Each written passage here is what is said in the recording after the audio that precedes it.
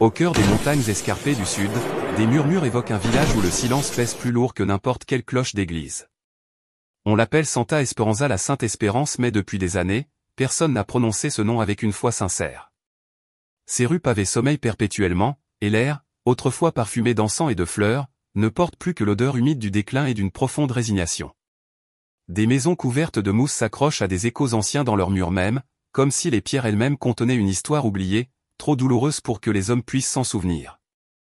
Je suis arrivé là par un sombre matin de janvier, envoyé par l'évêque pour redonner vie à la vieille paroisse.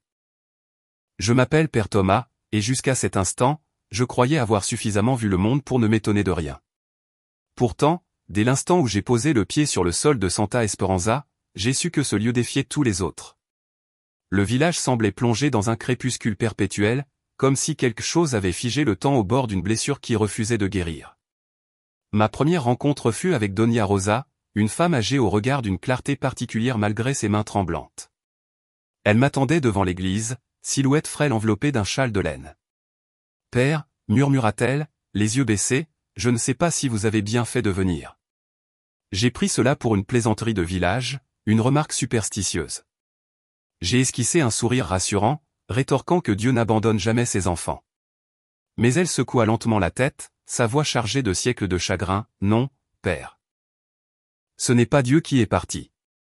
C'est nous qui l'avons chassé. » Ces mots me tenaient à l'esprit comme une ombre persistante tout au long de la journée. L'église elle-même était en ruine. L'eau s'infiltrait inexorablement par le toit effondré, les bancs s'effondraient au moindre contact, et le maître-autel n'était plus qu'un bloc gris et désolé, étouffé par la poussière.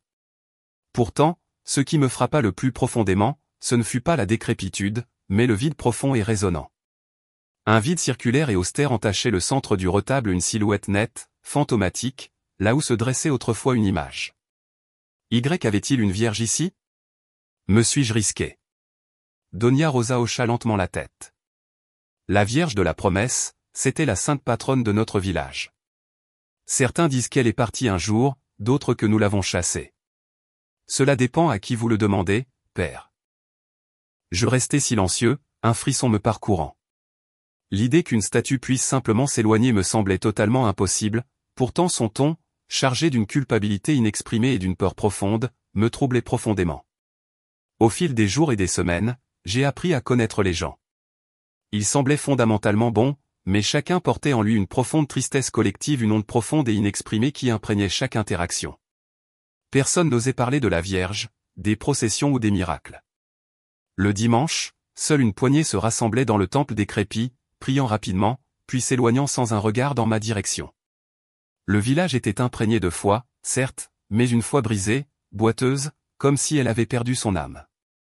Un après-midi, j'ai pris mon courage à deux mains et j'ai posé la question à don Eusebio, le plus ancien sacristain. Qu'est-il vraiment arrivé à la Vierge, Eusebio? Le vieil homme s'est figé, les yeux fixés sur le plancher usé.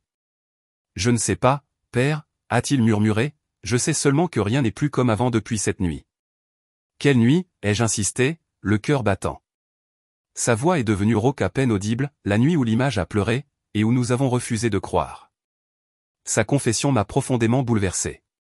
Il raconta comment, des années auparavant, une terrible sécheresse avait ravagé Santa Esperanza. Les champs étaient réduits en poussière, le bétail avait péri, et les villageois désespérés se tournèrent vers la Vierge. On raconte qu'un après-midi fatidique, la statue se mit à pleurer de vraies larmes, visibles, lentes, comme des perles scintillantes traçant des sillons sur son manteau de pierre. Mais le maire de l'époque, un homme rongé par l'incrédulité et ivre de son propre pouvoir, la méprisa, la considérant comme une moquerie. Il ordonna que l'image soit retirée de l'église, en raillant « Même les pierres ne pleurent pas ». Et ils obéirent. La statue sacrée fut alors jetée avec mépris dans le lit asséché de la rivière qui serpentait à travers la vallée. Cette nuit-là même, une tempête d'une violence inouïe s'abattit, détruisant la moitié des récoltes et emportant le vieux pont. À partir de ce jour, personne ne revit plus jamais le visage de la Vierge. Et si la rivière finit par couler à nouveau, ses eaux restèrent perpétuellement troubles, un courant amer reflétant la profonde tristesse du village.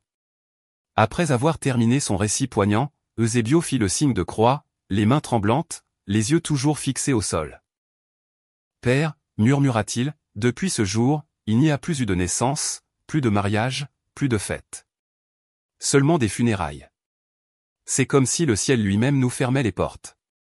Le sommeil me fuyait cette nuit-là. Une terreur inexprimable me rongeait les entrailles. Je me levai et retournai à l'église, attiré par une force invisible. Un clair de lune, fantomatique et pâle, perçait les trous béants du toit, baignant l'autel profané d'une lueur éthérée. Je m'agenouillai, tentant de prier, mais les mots restèrent coincés dans ma gorge, refusant de se former.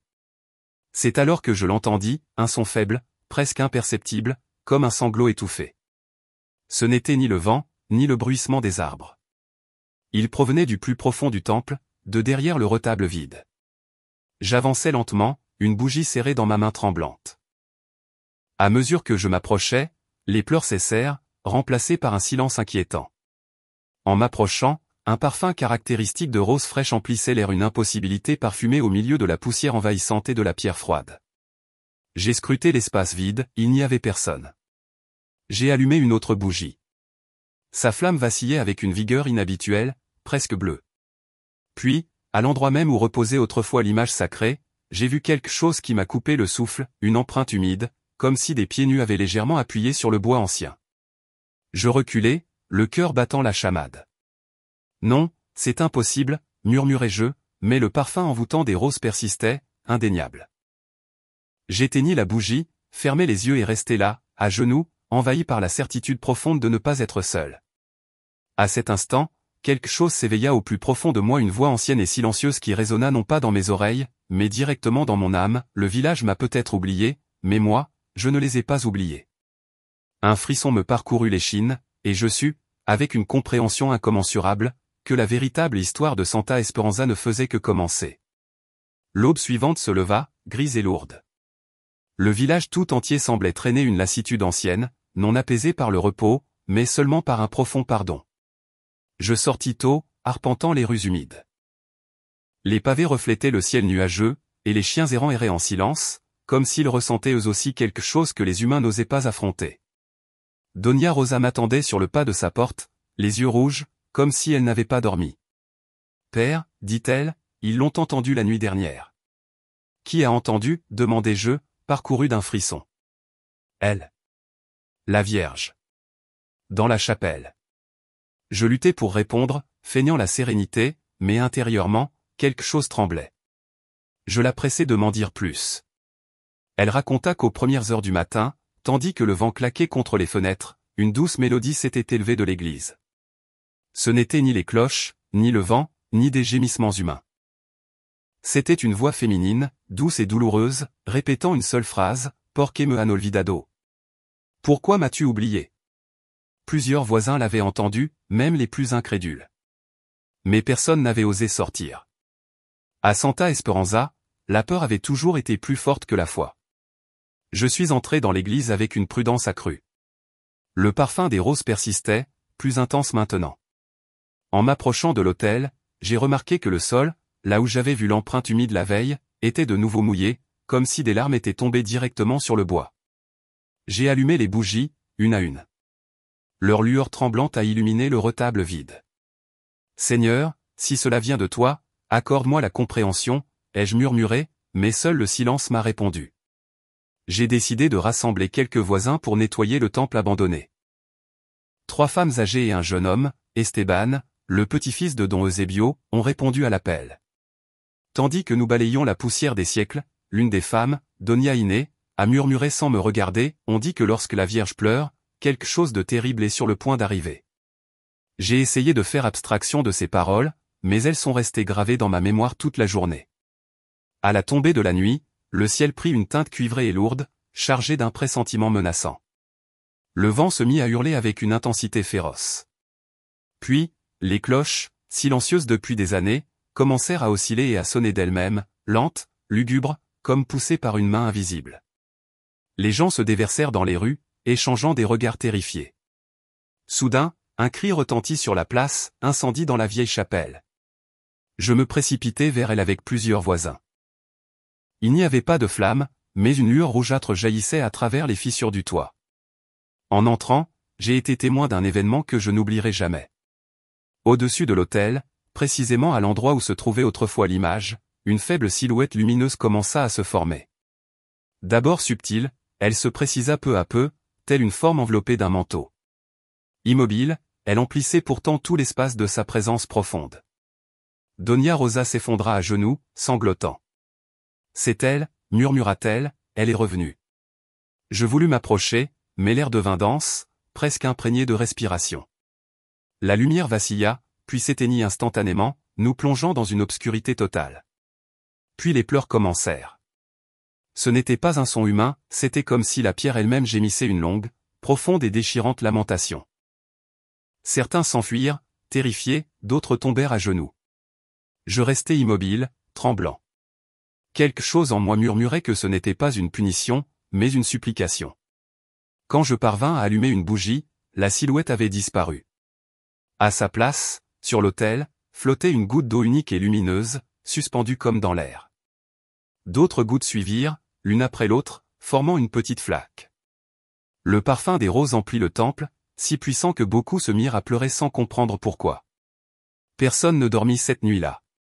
Tout le village parla de la complainte de la Vierge. Les plus dévots y voyaient un signe de miséricorde. Les incrédules la voyaient comme une ruse ou une folie collective. Je, cependant, ne pouvais me défaire de la phrase que j'avais entendue en rêve quelques jours plus tôt, le village m'a peut-être oublié, mais moi, je ne les ai pas oubliés. Le lendemain, je gravis la montagne qui s'élevait derrière la rivière, d'où l'on apercevait toute la vallée. Le vent soufflait maintenant avec une force différente, comme si quelque chose remuait et respirait dans l'air.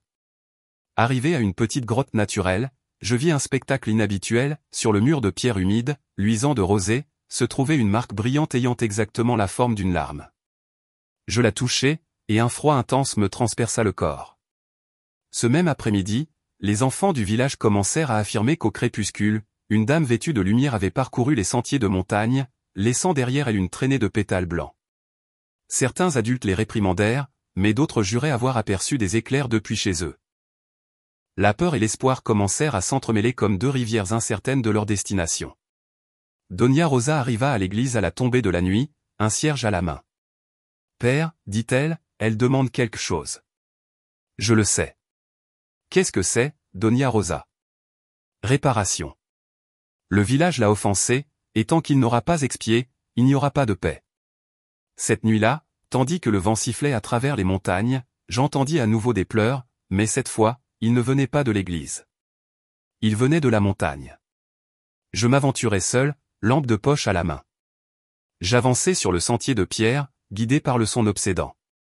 Chaque pas me rapprochait de quelque chose qui dépassait mon entendement. L'air était glacial, mais il exhalait le parfum insaisissable des fleurs fraîchement coupées. Arrivé au sommet, la lune illumina toute la vallée. Et là, devant moi, je la vis. Une femme vêtue d'un manteau bleu, les yeux emplis de compassion, me fixant sans jugement. Elle ne prononça pas un mot, pourtant je compris sa supplication silencieuse, « Ramène-moi chez moi ». Je tombai à genoux, non pas de peur, mais d'un profond sentiment de honte, car je compris à cet instant que la trahison de Santa Esperanza n'avait pas seulement consisté à oublier une image, mais l'amour infini que cette image représentait. Quand je relevai les yeux, elle avait disparu, mais sur l'herbe gisaient des pétales de roses fraîches, comme si quelqu'un venait de passer. Je retournai au village à l'aube. La rivière, trouble depuis des années, coulait maintenant limpide comme du cristal. Le soleil se leva derrière les montagnes, et les cloches, intactes, se remirent à sonner. Je sus alors que quelque chose commençait à s'agiter dans le ciel, et que l'impossible allait se produire. L'aube qui suivit cette nuit-là parut différente. L'air, autrefois lourd et triste, possédait une étrange légèreté, comme si chaque feuille, chaque pierre, chaque goutte d'eau abritait un espoir naissant que personne n'osait encore exprimer. Pourtant, le village restait divisé. Certains voyaient dans les événements récents un avertissement divin, d'autres une tromperie diabolique. Et au milieu de tout cela, moi, prêtre ayant juré de ne croire que ce qu'il pouvait bénir de ses propres mains, je me retrouvais tiraillé entre la raison et un profond mystère. Dans les jours qui suivirent, les histoires se multiplièrent. Des enfants affirmaient avoir vu des lumières sur la montagne, des femmes juraient avoir entendu une voix prier la nuit. Des hommes juraient avoir senti un parfum céleste traverser le vieux pont. Personne ne s'accordait sur les détails, mais tous, même les plus sceptiques, savaient que quelque chose d'extraordinaire se produisait. Un après-midi, alors que je rendais visite à un aîné malade, une petite fille se précipita, agitée, les yeux écarquillés d'émerveillement. Père, viens, viens vite à l'amandier. » Je la suivis. En arrivant, je trouvai un groupe d'enfants à genoux, le regard fixé vers le ciel. Leur visage était illuminé d'une lueur dorée. « Que vois-tu » demandai-je. La petite fille leva un doigt tremblant et murmura, « La dame, celle au manteau bleu, elle est au-dessus des arbres. » Je levai les yeux. Au début, je ne vis que la lumière du soleil filtrant à travers les branches. Mais ensuite, l'impossible prit forme.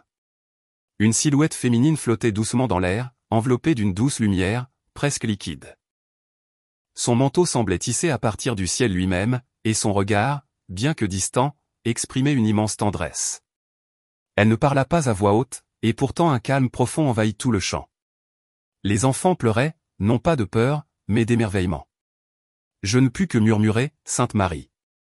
À cet instant, une rafale de vent balaya les amandiers et des centaines de pétales blancs commencèrent à tomber, lentement, sans fin, comme une neige silencieuse.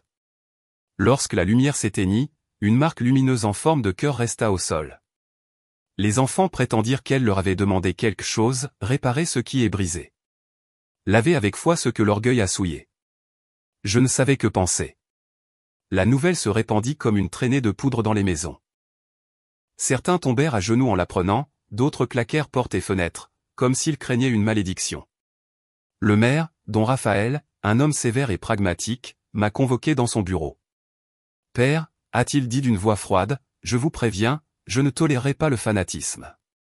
Si ces histoires persistent, le village sombrera dans la folie. » Sauf votre respect, ai-je répondu, les gens ont besoin d'espoir, pas de miracle, mais de nourriture.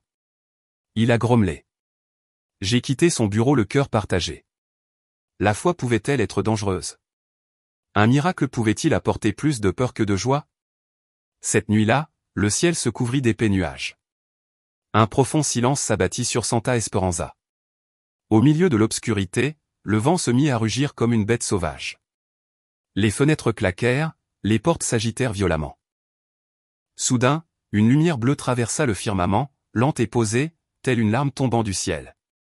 Elle s'arrêta juste au-dessus de l'église, illuminant le clocher d'un éclat surnaturel.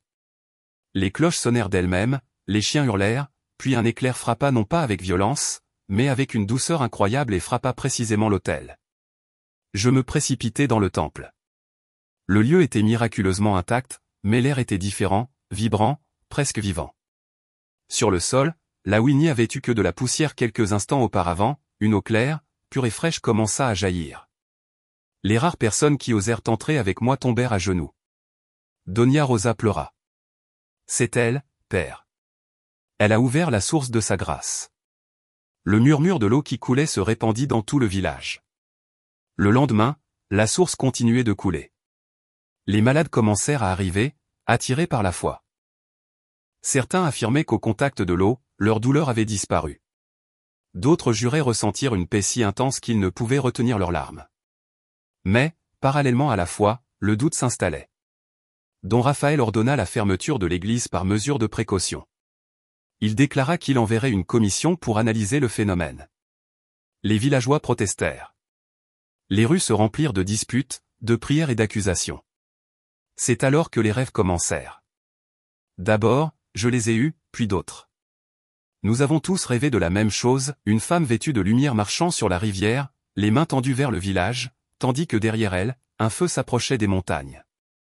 Sa voix, douce mais ferme, résonnait, « L'eau est ma promesse, mais si l'amour ne revient pas, le feu viendra. » J'ai commencé à consigner chaque détail, en tenant une chronique secrète dans le journal paroissial.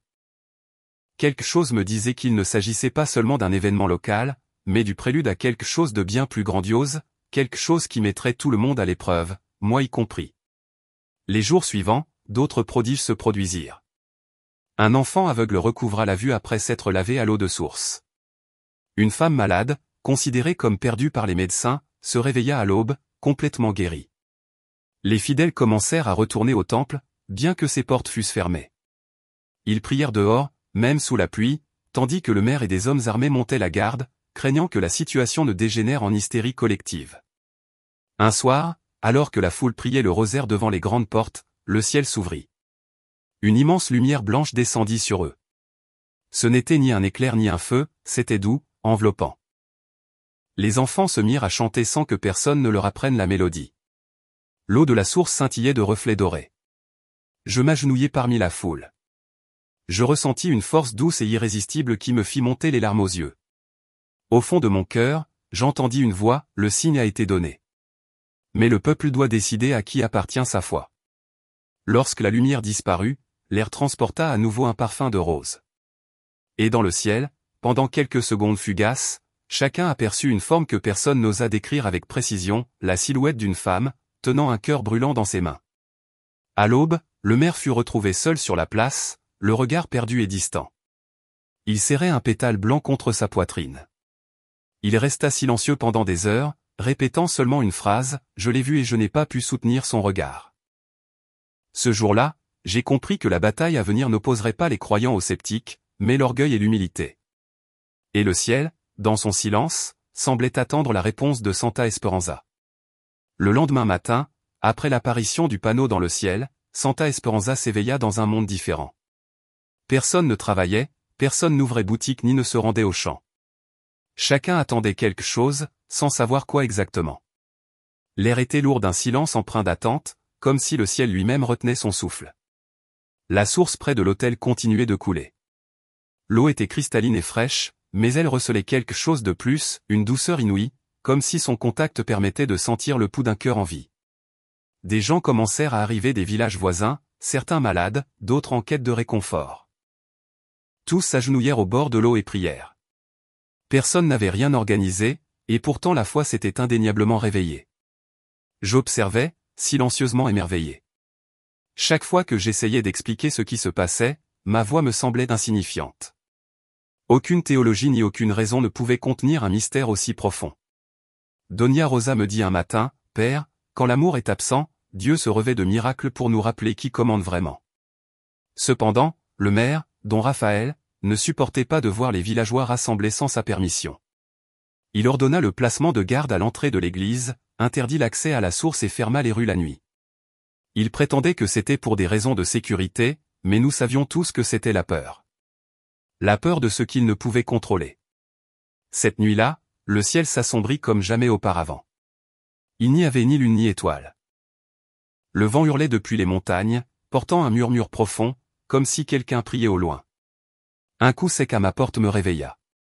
C'était Esteban, le jeune petit-fils de don Eusebio. « Père, venez vite. La rivière change. » Je me précipitai dehors sans hésiter, à peine enveloppé dans ma cape. Arrivé au vieux pont, je le vis. L'eau de la rivière scintillait de reflets argentés, comme si la lune elle-même s'était cachée dans ses profondeurs. Des poissons, invisibles depuis des années, nageaient sous la surface, et au centre du courant, un courant plus clair formait un cercle parfait et immobile au milieu du courant. Ceux d'entre nous rassemblés la tombèrent à genoux. Personne ne dit un mot. Soudain, une lumière descendit lentement de la montagne, planant au-dessus de l'eau. Ce n'était ni un feu ni un éclair, c'était une lueur chaude, comme l'aube naissante au cœur de la nuit. La lumière s'arrêta juste au-dessus du cercle d'eau, puis quelque chose émergea. Au début, ce n'était qu'un rocher recouvert de boue et de racines, mais à mesure que le courant le nettoyait, la crasse commença à se décoller, et nous fûmes tous témoins de l'impossible. C'était le visage de la Vierge, l'image perdue, la Vierge de la promesse, celle que le village avait jetée dans la rivière des années auparavant. L'eau coulait autour d'elle comme une caresse. Son manteau, bien que de pierre, scintillait de teintes célestes, et ses yeux sculptés semblaient humides de larmes.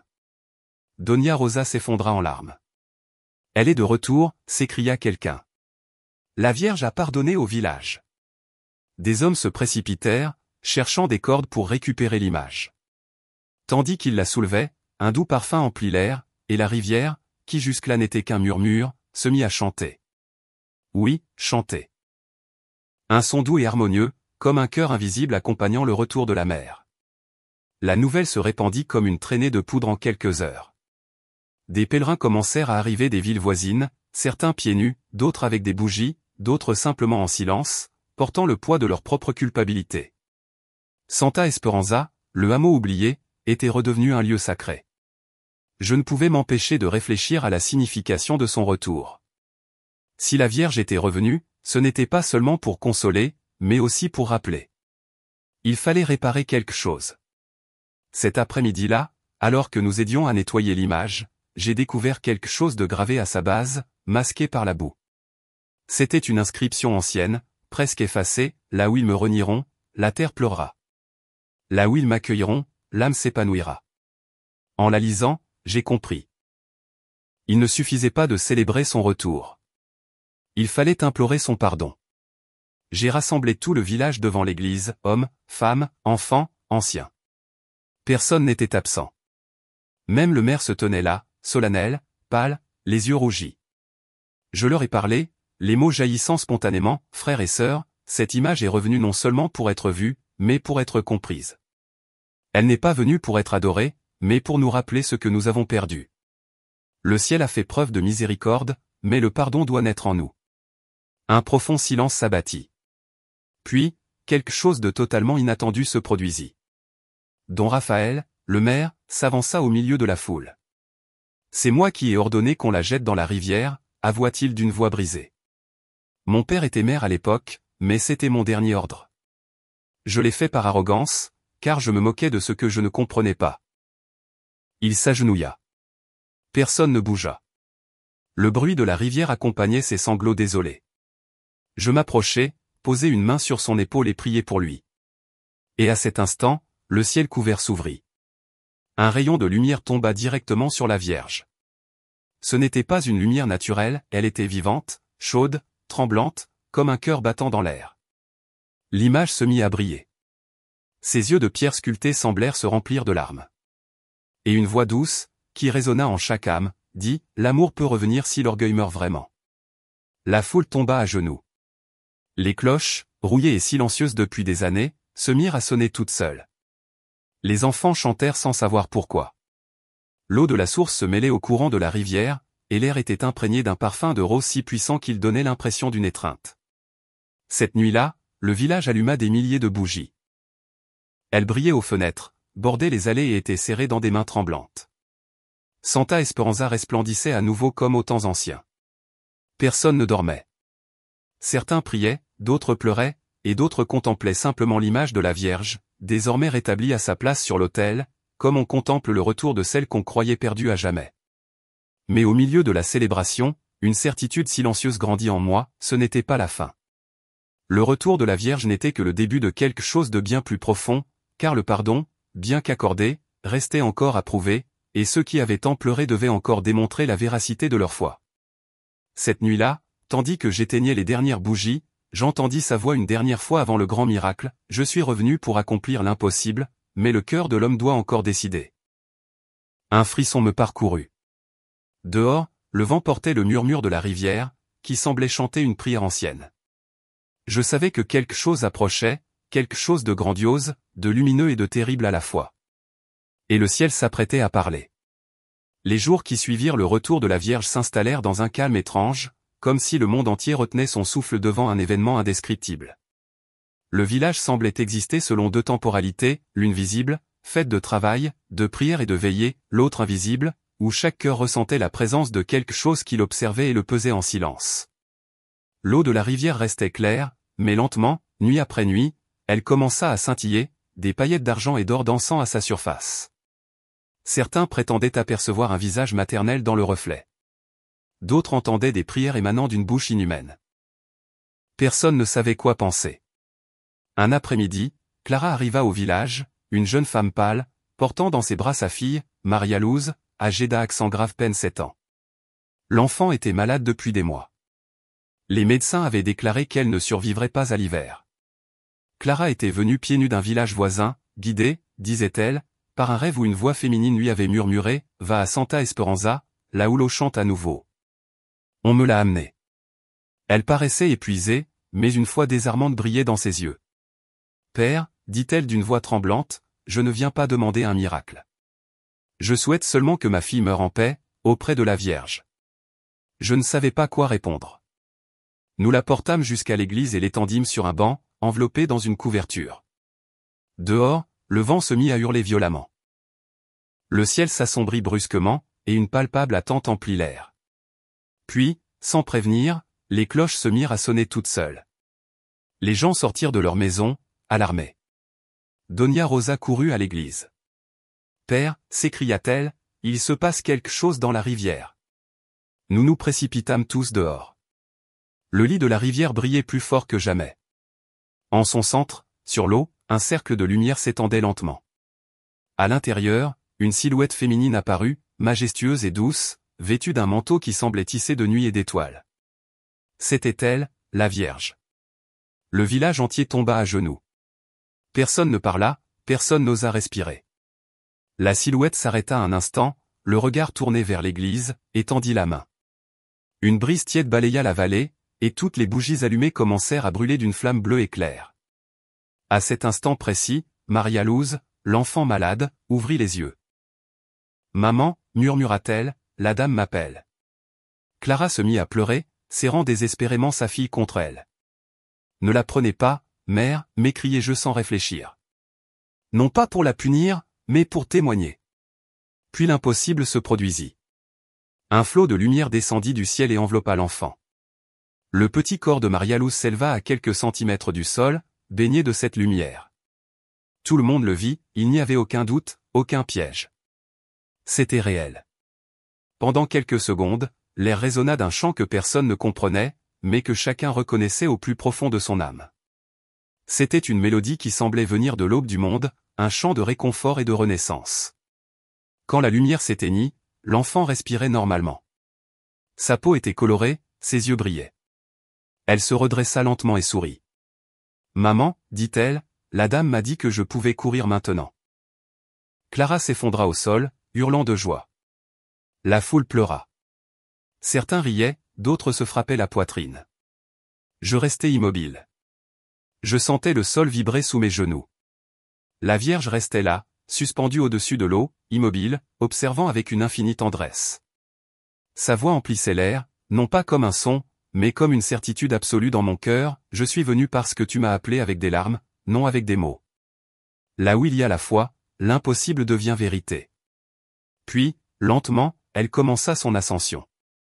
La lumière l'enveloppa jusqu'à ce qu'elle se confonde avec le ciel, mais l'eau de la rivière continua de chanter et le parfum des roses persista, comme si le miracle avait laissé une empreinte vivante dans l'air. Personne ne dormit cette nuit-là. Tout le village se rassembla sur la place. Certains prièrent à voix haute, d'autres gardèrent un silence absolu. Le maire, don Raphaël, les yeux brillants de larmes, s'est approché de moi. « Père » a-t-il dit d'une voix rauque, « je ne mérite pas de l'avoir vue. »« Personne ne la mérite » ai-je répondu. « C'est pour ça qu'elle est venue. » L'homme s'est couvert le visage et a pleuré comme un enfant. Les gens l'ont entouré, un à un, ils ont commencé à s'embrasser, à demander pardon, à se réconcilier. Il n'y eut ni discours, ni mandat, seulement des larmes sincères.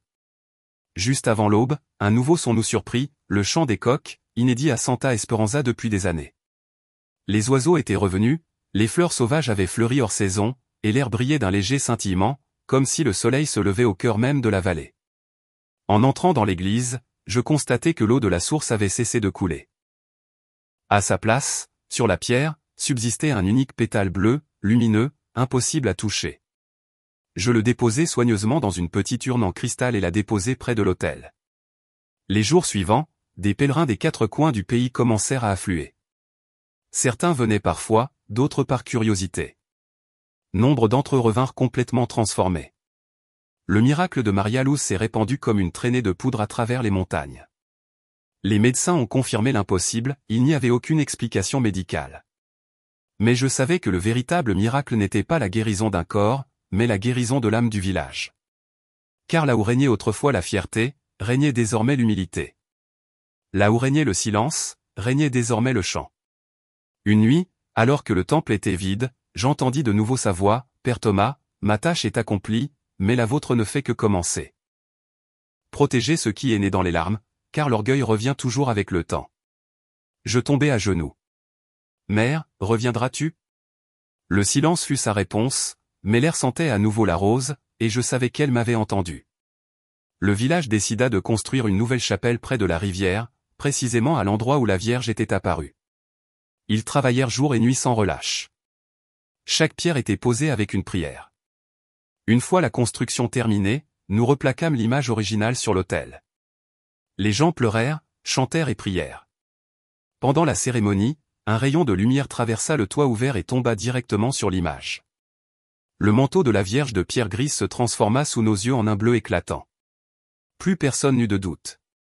Depuis ce jour, l'eau du fleuve ne tarit plus et Santa Esperanza reprit son essor.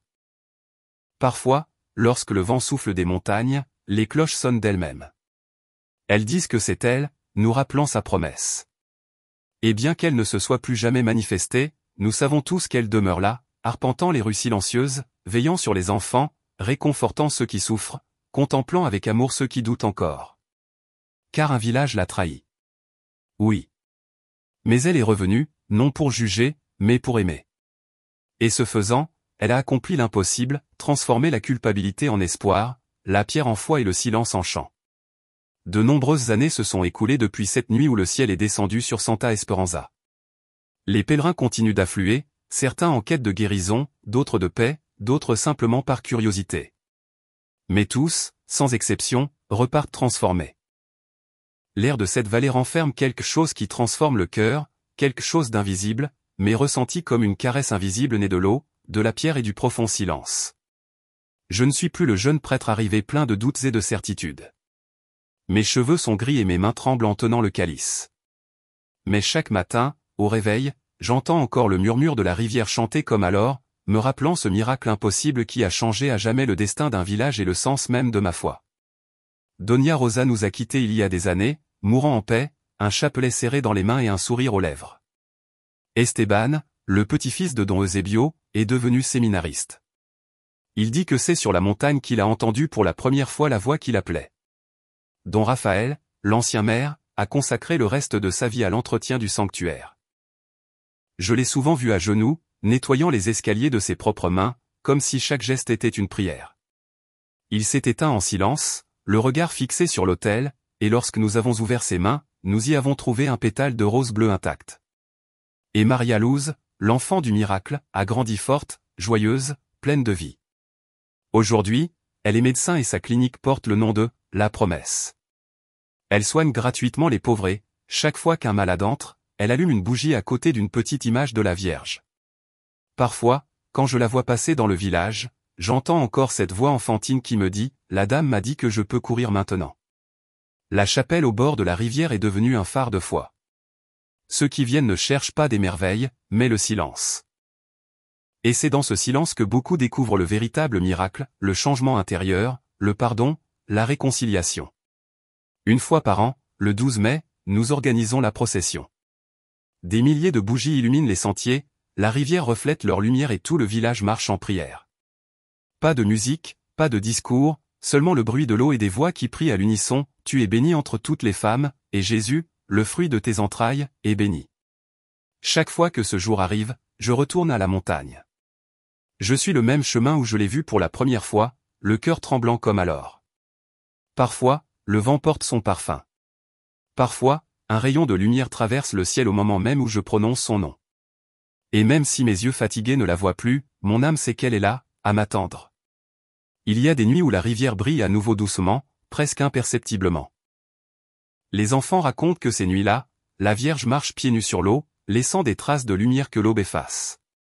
Je ne sais pas si c'est vrai, mais chaque fois que j'entends les cloches sonner sans intervention humaine, je m'agenouille, car je sais que quelque chose de sacré touche la terre. J'ai écrit cette histoire à maintes reprises sur des papiers que le feu de l'autel consume ensuite, non pas pour la préserver, mais pour l'offrir. Car les miracles, lorsqu'ils sont accumulés, s'estompent, mais lorsqu'ils sont partagés, ils se multiplient. On me demande parfois si la Vierge se montrera à nouveau comme elle l'a fait cette nuit-là. Je réponds toujours la même chose, elle n'en a pas besoin. Sa présence est présente dans chaque larme qui guérit, dans chaque pardon accordé, dans chaque cœur qui apprend à croire sans voir.